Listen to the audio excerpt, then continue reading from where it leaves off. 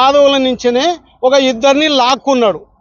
ఆయనకు ఇండైరెక్ట్ గా కొంత డబ్బులు ఇచ్చేసి వాళ్ళని వీళ్ళ మీద ఎగేస్తూ వీళ్ళ ద్వారా వీళ్ళని అణుస్తూ తప్పుడు సమాచారం ప్రభుత్వానికి ఇచ్చి ఆడ ఏది ఎంఆర్ఓ ఆఫీస్లో కమిషనర్ ఆఫీస్లో కూడా తప్పుడు టాంపరింగ్ చేసి ఆడ వీళ్ళ పర్మిషన్ కూడా తీసుకోవడం జరిగింది.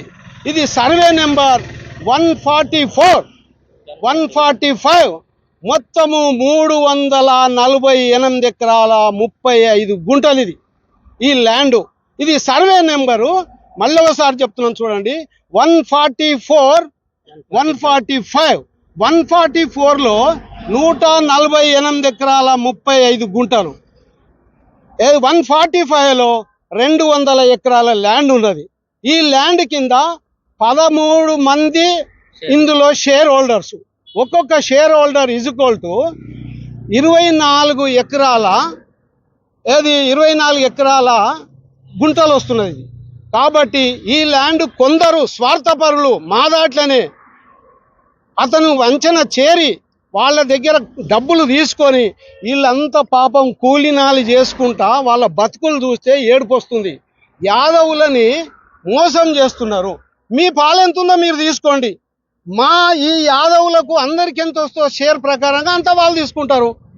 కాబట్టి ఇప్పుడు రేవంత్ రెడ్డి గారి ప్రభుత్వంలో ఈ మోసపూరితమైనటువంటి టీఆర్ఎస్ ప్రభుత్వంలో జరిగినటువంటి దోపిడీ, టాంపరింగ్ ఇలాంటివన్నీ కూడా సరిచేసి వీళ్ళ పేరు మీద కూడా న్యాయమైనటువంటి విధంగా చేయడానికి సిద్ధంగా వచ్చిండు.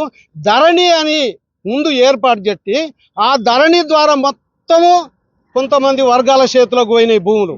దాన్నంతా పాతాళ గంగలో పడేసినట్టు రేవంత్ రెడ్డి గారు చీఫ్ మినిస్టర్ గారు వచ్చి దాన్ని పడేసి ఉన్న వాస్తవాన్ని బయటికి తీసుకొచ్చి ఇప్పుడు భూభారతి అని ఏర్పాటు చేసి భూభారతిలో వీళ్ళందరినీ భారతాన్ని ఎక్కిస్తున్నారు.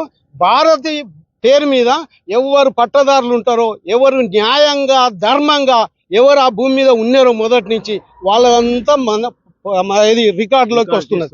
ఆ రికార్డు కోసమే వీళ్ళందరూ ఏం చేస్తున్నారు, ఇక్కడ బర్రెలు వేసుకుంటే రికార్డు అనిపిస్తలేదు. ఇక్కడ నుండి ఈ రోజు నుంచి ఈ 13 మంది ఎందరైతే మాతోటి వస్తారో అందరికీ మేము ధన్యవాదాలు చెప్తున్నాను. ఇందులో ఉన్నటువంటి 13 మంది కూడా మీరు ఏకం కండి. మీ ఒక్క ఎకరం కూడా నా దొంగ నా కొడుకు తీసుకోవడానికి వీల్లేదు. పూచిక పుల్లవోనియము ఇక్కడ యదా ఏ ధర్మస్య జ్ఞానిర్భవామి యుగే యుగే. ఎక్కడ అన్యాయం జరుగుతుందో అక్కడ కృష్ణుడు వచ్చి అక్కడ దాన్ని అంత రూపుమాపు చేస్తాడు.